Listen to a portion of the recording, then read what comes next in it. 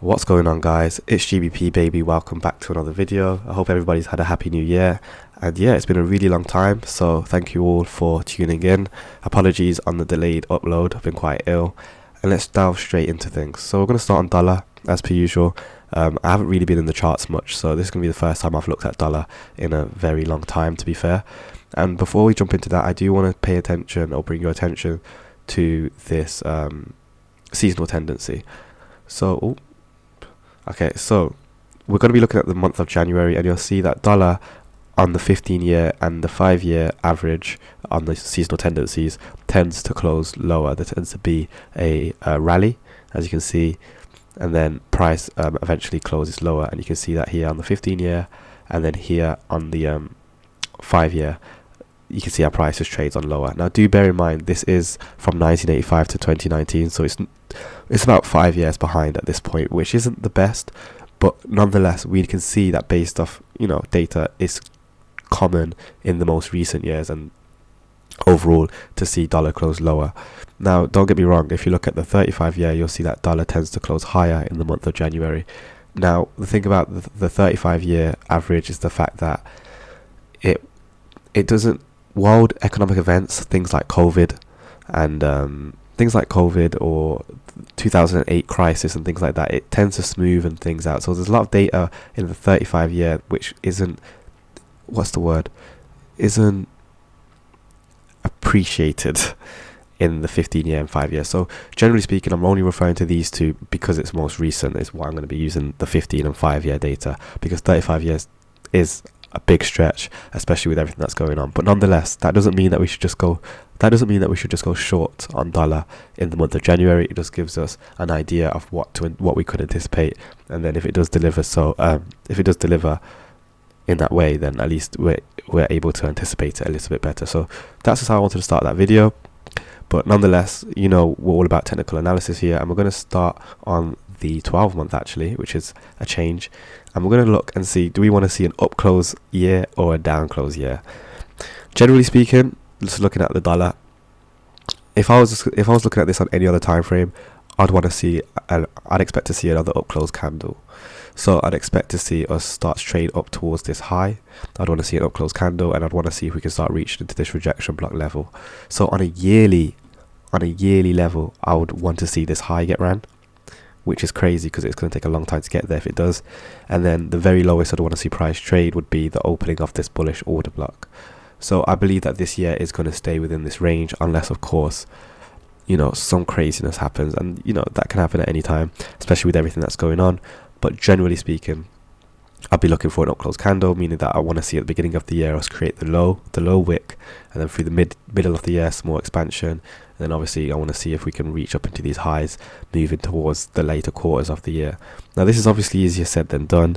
This is only my second year like actively trading like this in the charts, so do take that into account. And another thing we can take into consideration is the current trading range we're in. So I'm going to just clear the charts right now, and if we look at this high to this low, this is our current trading range, because obviously we're inside of it. So let's just get that delineated like so, and you'll see we have the midpoint where you can see price traded above it, consolidated, and now we're at that 75% level. When price trades to a 75% level, it's likely, and ICT said this, that it will run for the highs. Now, this doesn't always apply. Like, it doesn't mean that we hit 75, therefore we're going up here. It just means that it's just high. There's just higher likelihood. And what we can do as well is we can split our quarters into more quarters. So what do I mean by that? So what we'll do is we'll get another Fibonacci. We'll go from this high to this midpoint. Let's just line that up, and now we have some more quarters, and you can see how in this range we've just hit the 50% level. We know that price goes from discount to premium, so we should be looking for premium PD arrays. So what I'm going to do is I'm going to get rid of this larger frame. I'm going to make this a little bit thicker, and as we drop to the lower time frames now, so maybe the 6 month, the 3 month, we should be looking for PD arrays above this 50% level where we're at right now, that price may want to trade to in the premium, such as this high, and then such as this rejection block level, and maybe this high. But generally speaking, on this time frame, on the 12 month, this high is the only PD array. So let's get that marked out as a 12 month high, This isn't going to stay on my charts, although I probably should make a separate 12-month high, a separate template delineating this. And then what I'm going to do is I'm going to quickly change this to premium versus discount, just so that we can see where we're at. And let's just make this the same color, like so. So now let's go to the 6 month, take a closer look. Do we see any premium PD arrays? We have a fair value gap here, but we've traded through that already, so no other PD arrays. Let's go to the 3 month, and you'll see that there's a nice bullish order block up here. We didn't even trade into that, so this bullish order block could very well get traded to, but again, that's just above this high, so I'm not really too concerned about that. And then after the 3 month, it's just the 1 month, which is where we usually start anyway. But you can see there's a nice imbalance of price between this low and this high right here that we've traded to 50%. I would like to see price trade up through that, and you can see that 12-month high supports that. So with all of that taken into account, what does that mean? Well, I'm entering this year expecting price to want to trade on higher, as in moving into the first few months of the year. Now, what I was saying about the seasonal tendencies, you can see that price tends to close lower in January. This is fine. Why is this fine? Because if we're expecting throughout the rest, remember this is a 3 month chart, so if we're expecting us to get up here, it's going to take more than one candle to get up there, you know, it's going to take some time. So we're going to allow, let me say that again, if this is a 3 month chart, so each candle represents 3 months, one of those months is going to have to create the low, and that would be January, assuming it does go in line with its seasonal tendency. So this is all lining up quite nicely, because you can see that through February and through March, you can see our price tends to close higher on dollar. So that means in Jan we should anticipate the low or some kind of discount to get created on dollar, to then see some kind of expansion as we move into the new months. But obviously, if you've been following me for a while, you know I'll be constantly posting, we'll be tracking this and following this. But just to get the year started off right, that's my expectations, and generally speaking, I've just got my eyes set on this 12-month high to get traded to as a target for the year. So again, that doesn't mean go long on dollar, because we're going to see it dip. We're expecting some kind of low to get created. So with that taken into account, what do we do now? Let's go to the monthly, and then I'm going to be looking at this trading range, because on the monthly this is our current trading range between this high and this low, and we can do the same thing again.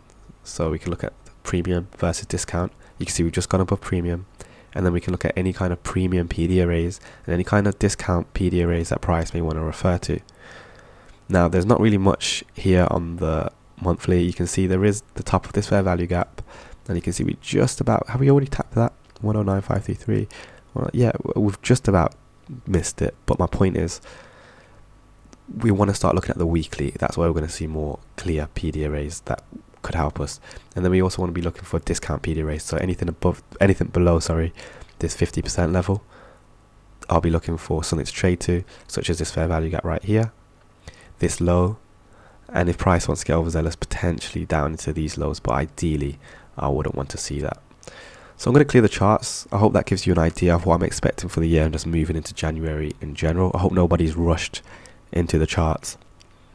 And yeah, the first thing I want to draw our attention to is the weekly and this fair value gap. So between this low and this high, if we drag this right through, you can see our price has filled that fair value gap completely. So if you look at the high of this, that's what is that, 109.533, and the high of this is 109.535. So it's missing it by what, like a pipette or whatever it's called. But my point is we've fully traded this range, and remember we're expecting January to be a down close month.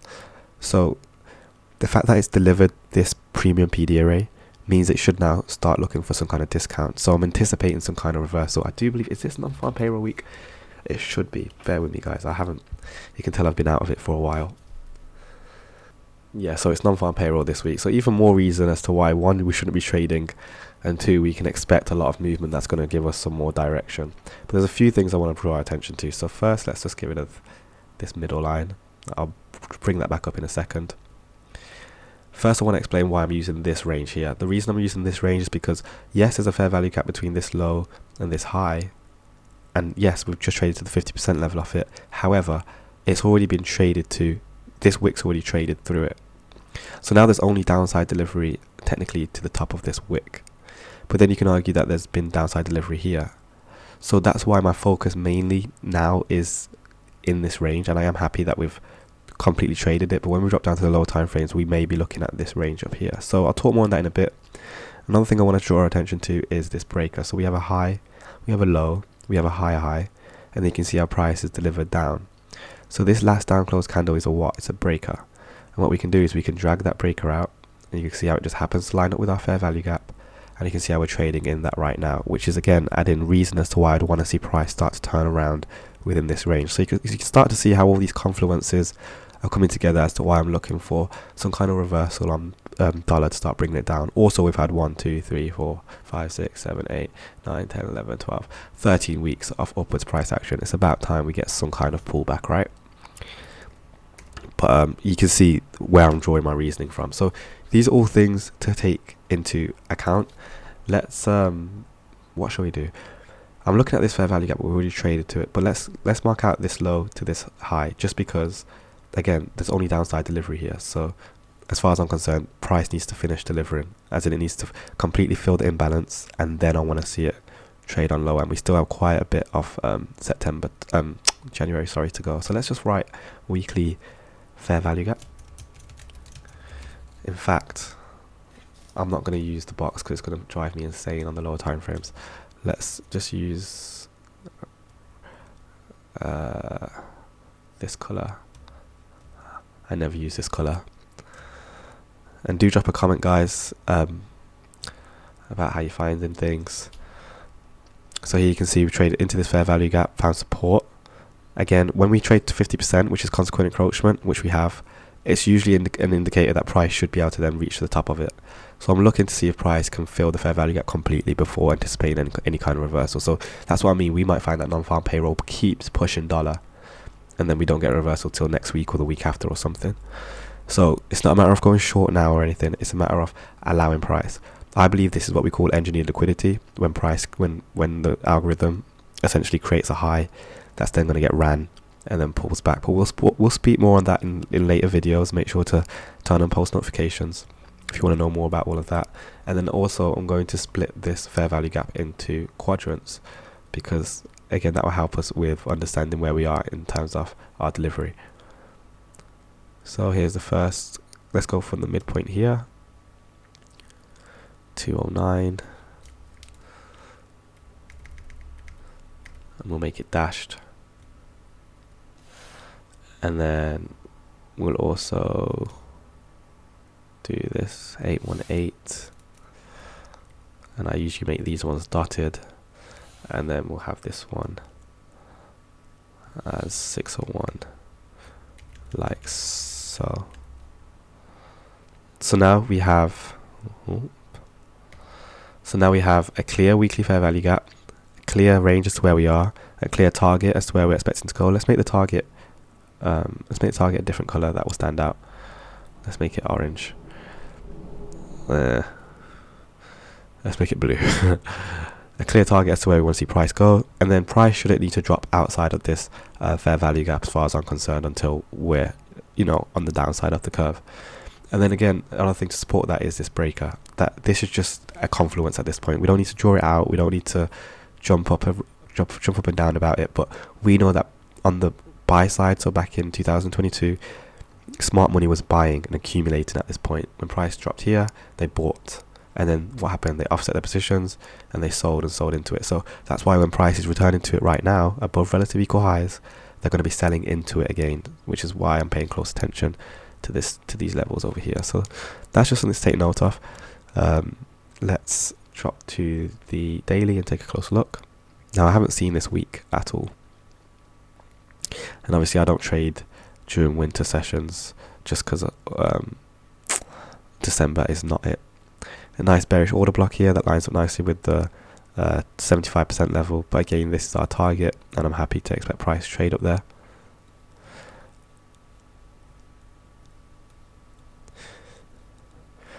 And you can see our price has expanded, winning out this high, came back down, and again look at the wicks and look at the respect of the low. You can't make this stuff up. That's algorithmic. we're respecting the low of the fair value gap. Price shouldn't need to leave it. So we are on Tuesday currently. This is a classic week by the looks of things, creating the low early in the week. That might have been on Monday. I'd want to see moving into Wednesday's usually quiet before non-farm payroll, and then Thursday and Friday obviously it goes crazy. But my point is, I wouldn't be surprised if we saw some more manipulation and then price wicked up and started looking at this high. So in terms of this week in general, the highs and targets I'm looking for this daily high to get targeted. But obviously first we have the Monday and last week's Friday highs to get taken. But ideally I'm looking for this high. So let's get these marked out for buy side targets. Got buy side liquidity residing above here. That's my ideal target. And then we have this as a target as well, moving into tomorrow and Thursday. And then in terms of sell side, there's obviously levels which I don't want to see price drop down into if we're going to be remaining bullish. We have a bullish order block here, these two down close candles. You can see there's a lot of wicks. You need to be careful in times like this, because wicks are what do the damage, and you can see how much we've overran a lot of the volume. This is why weeks like these, especially at the beginning of the year, is hard. But let's go to the 4 hour and take a closer look, and you see it's a little bit more clean. One thing to take note of though, let's see, so these are relatively equal lows, right? This low, these are way too clean for my liking. As far as if I'm, let's get this delineated. This is definitely south side liquidity, but I believe they're leaving that there for a reason. So I think they've put that there, failed to take out that low intentionally. I reckon they'll rally dollar, and then they might come back down for it later, because this is way too smooth and way too clean. So I'm not saying non-farm payroll will necessarily be the move to run out that south side liquidity, but definitely keep an eye on it. But I'm not saying non-farm payroll will do it, but I don't think Wednesday's going to do it, and I don't think Thursday's going to do it. Let's say in a magical world we take out this buy side liquidity target by Thursday. Then and only then would I expect non-farm payroll to be able to reach down into this south side liquidity and reverse. But if we haven't yet took out this buy side and this buy side, I don't think that we're seeing this south side get taken for a while. It might be a matter of us taking out this buy side during non-farm payroll, then next week or the week after we're going to look at this. But this is definitely south side liquidity to have marked out on your charts, because eventually price is going to want to come down here. But again, it's all timing. Time and then price, as ICT preaches, time and then price. So we just need to see how they're setting it up. But the fact that they've dropped price at the beginning of the week, they've dropped price aggressively, making lots of people go short.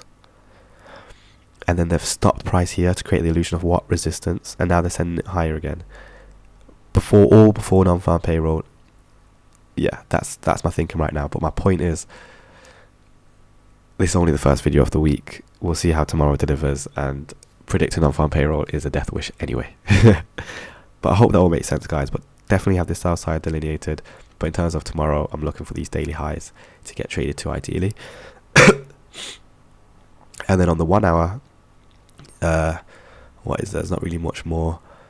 Again, I do believe price is just going to continue to tread on higher, and it might be very high resistance, but generally speaking, I'd like to think that price can reach, again, remember I'm expecting it ideally to hit the top of this fair value gap, and then I'd like to see it hit the south side liquidity. That's what I want to see. It might not do it, but that's what I'd want to see. I'd want to see price rally, take out buy side here, hit that 75% level, maybe tap into that, and then non-farm payroll or next week price just reverses, or some kind of news event, and sends price into the depths of this south side, and into this liquidity pool below here. So that's going to be everything on dollar currently. Let's look at the daily dividers. Again, I haven't even been in the charts this week at all. I've missed them so much though, guys. It's good to be back. So this is, and then we'll get the Sunday opening price right there, and then we want to get the rest of the week out. So 8th, 9th, Friday, and then there we go. And another thing to take note of as well is, think about, this is again where the Sunday opening price is so important. We've only been below this, we're coming up to Wednesday and we still haven't traded above the Sunday opening price, so we want to start to see that get delivered to on Wednesday ideally. If we're still below, if we're still below this Sunday opening price by the end of Wednesday and into Thursday, then price is they're gonna use non-farm payroll to send it above it. Where to? Buy side liquidity. Where else? Our target from the higher time frame. But if say we are already rallying and Wednesday and Thursday and we're all well above these highs, then and only then am I going to be looking at this sell side liquidity. But as far as I'm concerned, price shouldn't need to drop down below this Tuesday low now until we've run out some kind of, premium above that Sunday opening price. So I'll be paying close attention to that as well. So yeah, these are all just things to look at. I would go into the low time frames and stuff. I don't really have much time right now, but maybe tomorrow we'll look more into the 15-minute and look at more delivery, so to speak. But yeah, this is looking to me like that Monday high is going to be a juicy target tomorrow. And again, we've got some relative equal highs here, and that this is my ideal high. So now let's head on to GBP USD. It's been a long time, and I'm not going to do a whole 12-month rate. I'm not going to do all this on GBP. GBP is a bit scary when it comes to things like this, and I'm a little bit unsure because I'm not too experienced when it comes to 12-month candles and whatnot. Let's just go to the weekly like we normally would and take a look. And obviously, if we're expecting, what was we expecting on dollar? Was it an up? Wow, considering we have sell side liquidity down there. This is what I mean. This is the problem with non-farm payroll weeks, guys. As much as we want an up close week, it's like at this point it's just risky because of how much rallying's been going on. But nonetheless, here's the weekly. You can see we've already done quite a lot of movement on GBP. We traded down into this rejection block level, and you can see our prices managed to come away off of that. And if we want to remember, we want to see dollar continue to rally, don't we? So that means we need to see if pound can continue to tread on lower, and that means we need to start looking for some kind of sell side liquidity target. So similarly to dollar, we obviously have this low right here for sell side, and then there'll be this low as well. Now these are pretty much relative equal lows, as in they're relatively equal price range wise. So it'd be a pretty clean sweep for price to be able to get down there. Unfortunately, there's no imbalances on the weekly other than over here for price to want to trade to. Now don't get me wrong, we can still use it as a target, and I may talk about that later, maybe on a Sunday review. But currently and for this week, there's no imbalances, just lows to trade to. So let's go to the daily, see what we can find, if anything. And you'll see there's a little imbalance right here that I like the look of. So let's get that drawn out as a fair value gap. Because remember, whenever price moves, it's either going to a high, a low, or an imbalance of some sort. Usually both. But here's a fair value gap in the sell side, and you can see our price is already acting in this consolidation. I do like the look of this. So this is a clear consolidation, back forth, displacement to the downside. What's this? Fair value gap, returning to the fair value gap. And then if we draw out this consolidation and drag it through, you can see our price is respecting, volume is respecting that 50% level of it. This is what we call original consolidation. So seeing this return to that consolidation is nothing new. Furthermore, bearish order block, this last up close candle, what's happened? We've just traded into it here. We traded into it here. Yes, it's overshot it a lot, but that's just Forex at this point. I think, like I've realized, Forex is just crazy with wicks. Forex is dangerous for it. So ideally, moving into Wednesday and Thursday, I want to see price continue to tread on lower. Now, where this is difficult is the fact that, remember I was saying, although we want to see dollar reach up into these premiums, there is some beautiful sell side liquidity residing below here. And if dollar decides to want to go down there, where would GBP want to go in terms of the buy side? Well, I'll be looking at these highs, just because of these relative equal highs, this high, and above here. So I'm going to create a dashed line similar to what I did on the dollar, just as an idea as to where price will go if it like, let's say we managed to reach sell side, and then we're expecting dollar to trade lower into the sell side by Thursday or Friday. If that's the case, then I'll be looking at pound and I'll be targeting this. It's the same thing. It's just being aware of it, because we're not psychic at the end of the day. Again, beautiful consolidation, nice displacement to the downside. As far as I'm concerned, price shouldn't need to get back above this bearish order block, and I'd like to think that moving into Wednesday, we can see price continue to trend on lower and run out this sell side liquidity, maybe even this. And if price goes crazy, fill this fair value gap, because I don't think there's anything stopping pound right now. So pretty elementary when it comes to my expectations on pound. The 1 hour really helps you visualize and see consolidation. Consolidation is just them preparing the market for a move. That's what it is. This, I believe, is engineered so that price can come down, accumulate stops, and then reverse. The same way on dollar, that this, I believe, is engineered so price can come, grab it, and reverse. Because this is the consolidation, this would be the manipulation, and then delivery to the downside would be the expansion. If this is the manipulation, why are we not already down there? Because if we go to the higher time frames, we're still in that point of manipulation. So this is where it's difficult, but we'll be able to visualize this much more after non-farm payroll, I believe. I think this is going to be quite a heavy one. But yeah, that's pretty much how I'm looking at price on pound.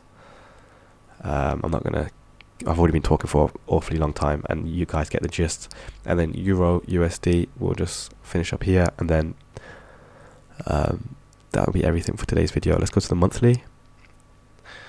Now, Euro's a bit different because we're actually trading inside of an imbalance right here, similar to what we're seeing on dollar on the weekly though. And you'll see that we've just traded to the 50% level, but remember, I'm happy to see price fill it. So that's just something to take into account. Let's go to the weekly, and again we have a beautiful imbalance between this high and this low. Grab that, and you see how, look, there's relative equal lows now between this low and this low. I'm now looking for this fair value gap to get delivered to on the downside. Simple as, and that's in line with our bias of wanting to see dollar trade higher and reach the top of that fair value gap. So we're seeing support for our arguments at this point. Let's go to the daily, and you can see, similar to pound, trade up where bearish order block, consolidation, wicked into it, respecting volume, respecting the bearish order block, very classic. And then in terms of targets, moving into Wednesday and Thursday, and maybe even Friday, we're looking at sell side liquidity targets here, and daily lows here, and then here. 4 hour beautiful displacement. Again, look at how price, see how they're engineering these relative equal highs. There's a reason price has missed that high. They're going to come back for it at a later point. I don't know when, but that's not intentional. They're creating the illusion of resistance there. Again, this is the same thing that we're seeing on dollar. Similar here. GBP here, you know. So that's why I'm bringing our attention to this, because the way they're doing it. Let's go to GBP real quick. And another thing as well, we have divergence, don't we? So you'll see how GBP's managed to make a higher high. This is where things get interesting.